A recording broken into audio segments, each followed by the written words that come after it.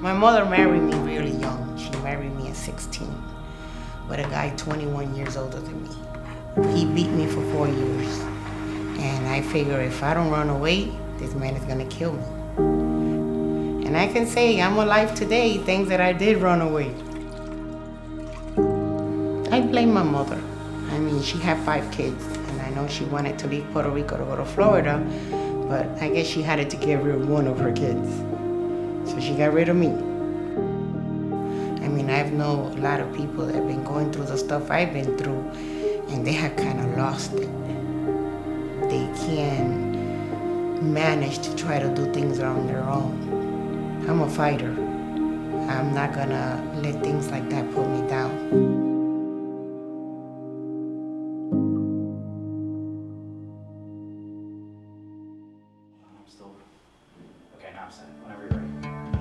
I am Takesha Leonard. I am Chief of Clinical Operations at Jericho Road. One of the main things that I'm super excited about is integrating behavioral health into the clinic. That started way before. And then creating a care coordination team so that we do all those wraparound services or try to provide those services that may not be specifically medically related, but that address those social determinants of health and housing and food equity and all those things. It's not just about your blood pressure. It's about your blood pressure and all of these other things. And so Jericho Road has definitely taken a holistic approach to how to treat the patient. Care management consists of coordination of care. We work with patients that have multiple chronic conditions or a single mental health condition. They're ready to take that next step. They're ready to make changes, or they're currently having housing, concerns or food concerns. Our patients come in with a variety of medical issues, generally not just one thing. It's usually a lot of things, also impacted by social determinants of health, housing, food insecurity, clothing, mental, emotional health, all those things. Thought about it a lot, and I'm not getting anywhere like this, so I decided to stay strong and just try to get ahead and do whatever I can do to help myself. So I go to Jericho to see my regular doctor, and I go for counseling. That helped me a lot because I talked about it. I never really talked about my past until I went to counseling. We've all walked and suffered and experienced maybe not the exact same trauma, but we have trauma. We have needs that are not being met here in our own community, and not because the resources aren't there, but they're just not as accessible.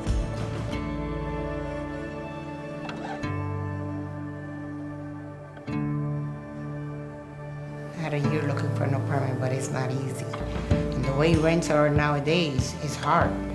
For a good 4 years, she's had housing issues, rodents. So I felt something in my knee, like wiggling. What's wrong? What do I have in my knee? So all of a sudden I said, let me get up, and I started stomping my feet, and I see a mouse popped out. I got crazy. I was like, I can't deal with this. It's too much. I couldn't sleep. She's needed surgery. She's needed a hernia. So I had to put my surgery on hold. What was your landlord doing? Nothing. He's a slumlord. We were able to, and I'm not going to say we, the care manager, helped her find a new apartment. And now we're working toward getting the surgery she needs and hopefully job training. She wants to be an aide. She wants to provide. Well, my work right now is helping others and whatever I can help with. Because I see it this way, the good I put out there comes back to me somehow, some other way. We walk, and we have the opportunity to walk side by side with our patients and, experience those hard times, but also experience those good times and celebrate and make an impactful movement with them.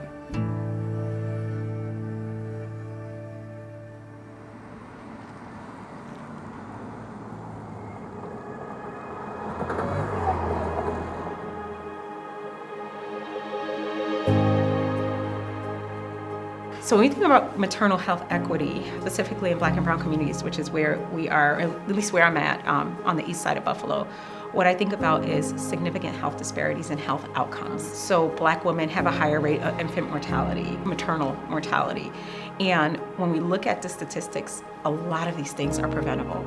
A lot has to do with systemic barriers, access to care, access to resources, and difficulties in maintaining a high health IQ and literacy, the ability to know when something is wrong or to access preventative care to try to prevent these things. And that is where I come in. We have integrated our doulas and our CHWs into the clinic. So when our patients come in to see a provider for their OB care, they are immediately linked with a doula or a community health worker. And again, we address some of those social determinants of health.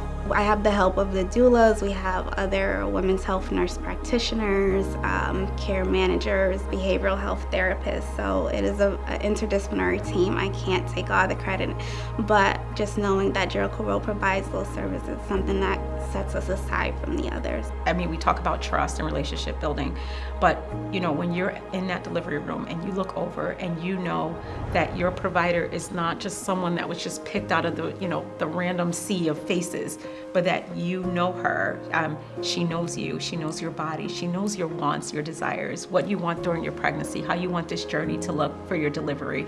It's not always verbal. It's walking in the room and seeing somebody that looks like you, knowing that they grew up under similar circumstances. It allows you to be more open.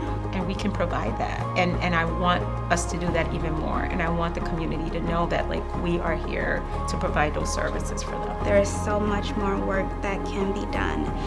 And I think that it's gonna come from breaking years of conditioning, of systemic forces, to really allow us to have our full potential.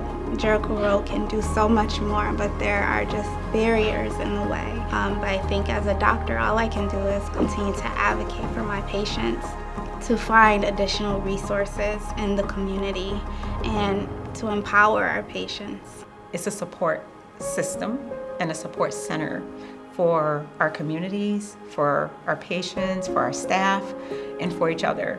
We bridge that gap by being on the east side of Buffalo.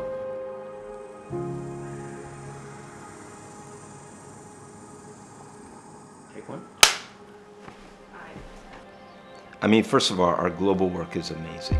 It is absolutely a unique model of care that is transformative for the communities that we work in.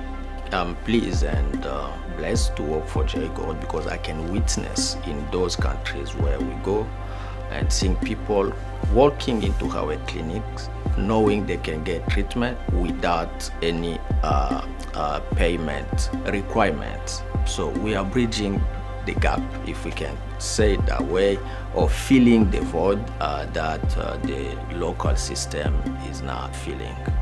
We're delivering, I think last year is close to 2,500 babies. We're doing surgeries. We're bringing hope to some of the most difficult, hard to reach places in the world. It's clear when you are poor, you cannot afford healthcare. And in these countries, when you don't have means, when you don't have resources, they will not be admitted or accepted in different public hospitals or clinics. And that's how we address their issue, because they come to us and we treat them with dignity. The challenges are numerous. The main one will be extreme poverty. Because you can't do excellent health care and keep it sustainable just on local resources if folks are making $1 a day. Now, you may be shocked if I told you, in a place like Goma, a C-section costs less than $10. If I commit to give $5 or $10 a week or a month to Jericho, that would serve how many ladies, how many pregnant women, how many C-section, how many lives will be saved. So can we get people to support that? I would say yes. The next move is to go to Burma. I'm excited to go to Burma. We know we have plenty of friends, colleagues who are from Burma. One of them being Hamo, who's traveling with me to explore the possibility of starting a clinic. We've been wanting to go there for many years, but we needed someone from there to lead it. The fact that Hanmo is now taking the lead gives me the hope that within the next year or two, we'll be able to start something there. But we need prayer, we need support, we need donations so we can have a presence in Burma to serve people who are in need.